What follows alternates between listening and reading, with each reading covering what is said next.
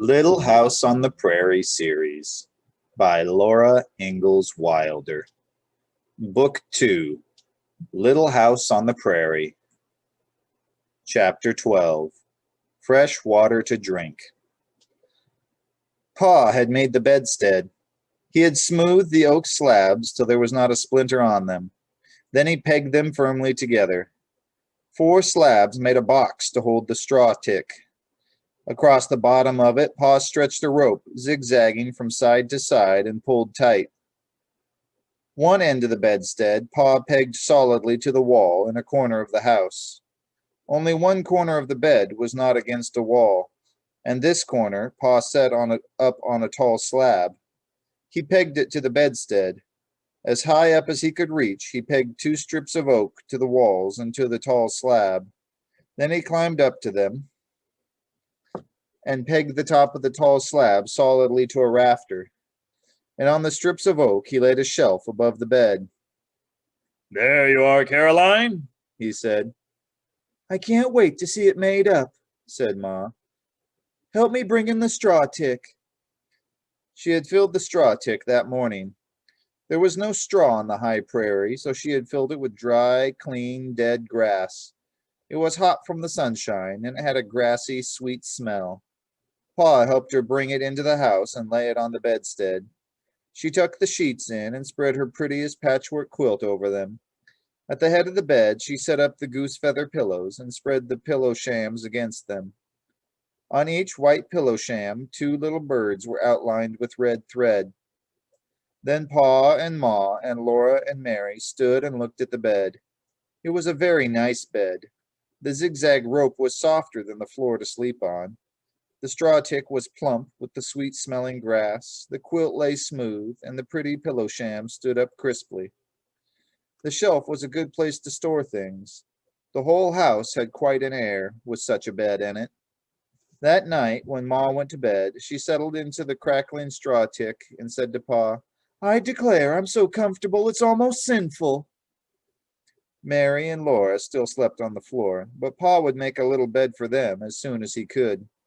He had made the big bed, and he had made a stout cupboard and padlocked it, so the Indians could not take all the cornmeal if they came again. Now he had only to dig a well, and then he must make the trip to town. He must dig the well first, so that Ma could have water while he was gone. Next morning he marked a large circle in the grass near the corner of the house.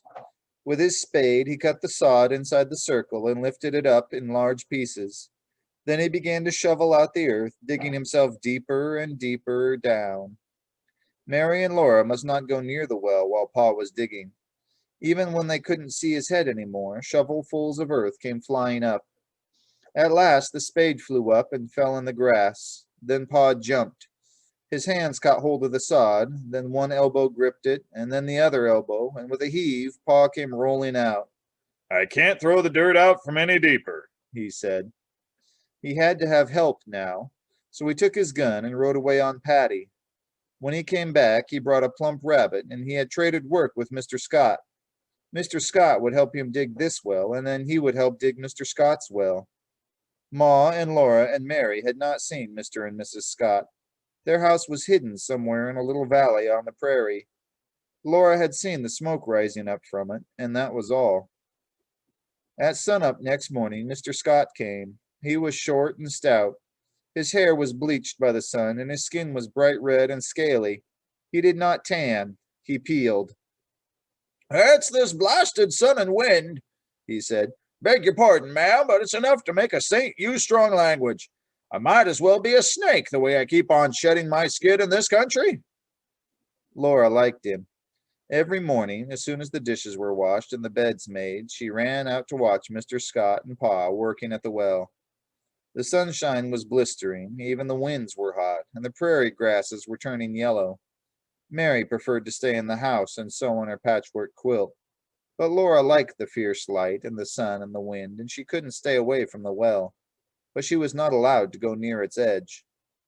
Pa and Mr. Scott had made a stout windlass. It stood over the well, and 2 buckets hung from it on the ends of a rope. When the windlass was turned, one bucket went down into the well, and the other bucket came up. In the morning, Mr. Scott slid down the rope and dug. He filled the buckets with earth almost as fast as Pa could haul them up and empty them. After dinner, Pa slid down the rope into the well, and Mr. Scott hauled up the buckets. Every morning, before Pa would let Mr. Scott go down the rope, he set a candle in a bucket and lighted it and lowered it to the bottom.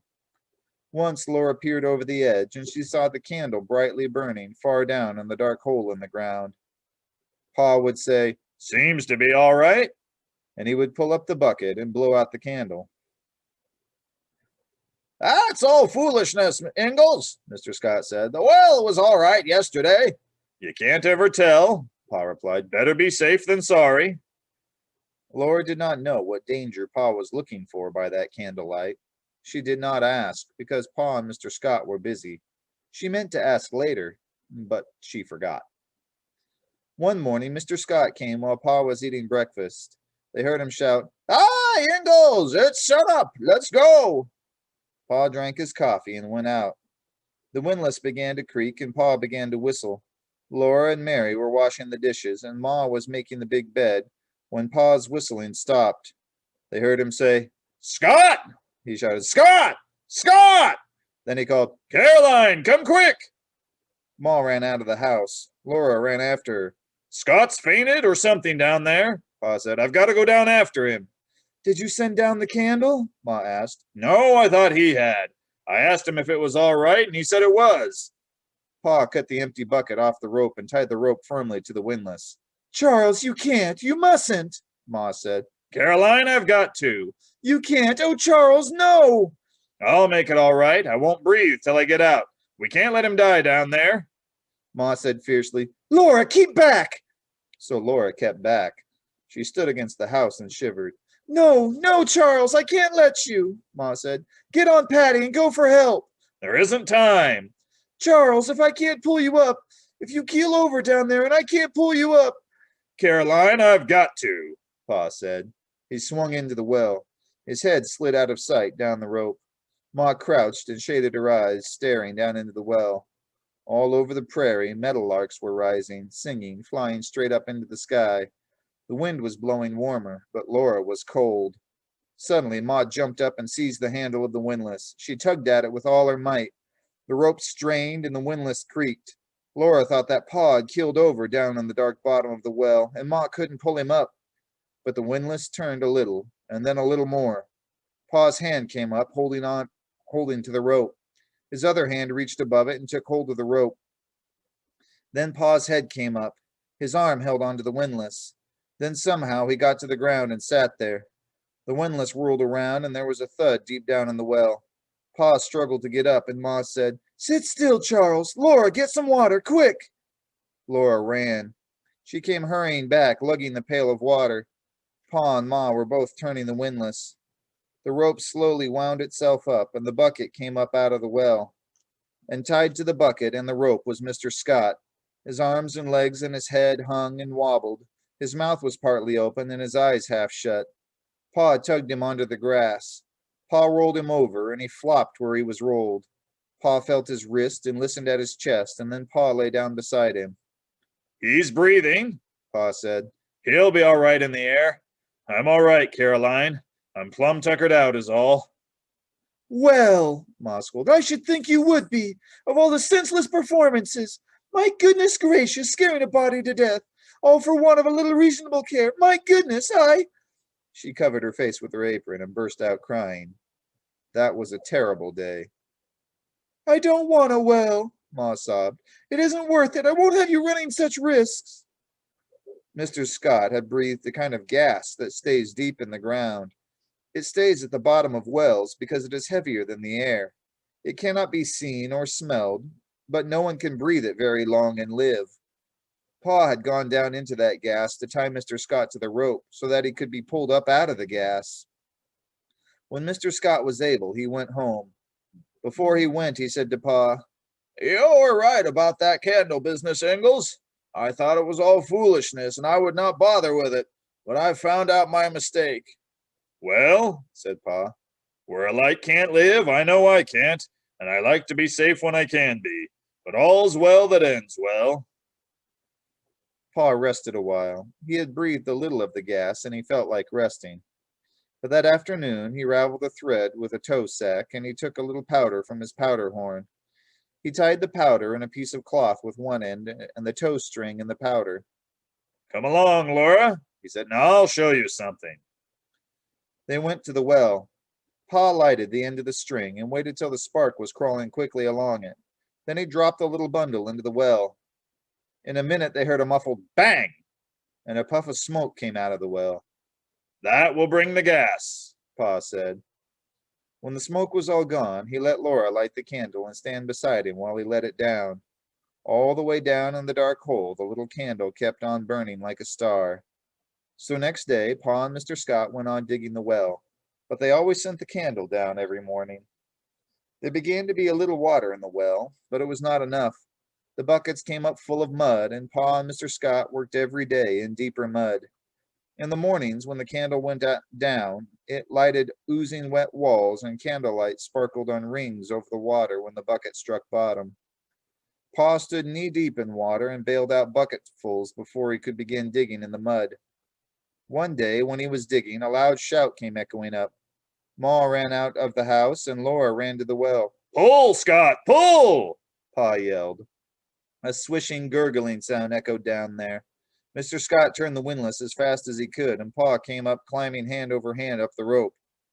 I'm blamed if that's not quicksand, Pa gasped as he stepped onto the ground, muddy and dripping. I was pushing down hard on the spade when all of a sudden it went down the whole length of the handle, and the water came pouring up all around me. A good 6 feet of this rope's wet, Mr. Scott said, winding it up. The bucket was full of water. You showed sense in getting out of that hand over hand, Ingalls. That water came up faster than I could pull you out. Well, Mr. Scott slapped his thigh and shouted, I'm blasted if you didn't bring up the spade. Sure enough, Pa had saved his spade. In a little while, the well was almost full of water. A circle of blue sky lay not far down in the ground, and when Laura looked at it, a little girl's head looked up at her. When she waved her hand, a hand on the water's surface waved too. The water was clear and cold and good. Laura thought she had never tasted anything so good as those long, cold drinks of water. Pa hauled no more stale, warm water from the creek. He built a solid platform over the well and a heavy cover for the hole that let the water bucket through. Laura must never touch that cover, but whenever she or Mary was thirsty, Ma lifted the cover and drew a dripping bucket of cold, fresh water from that well.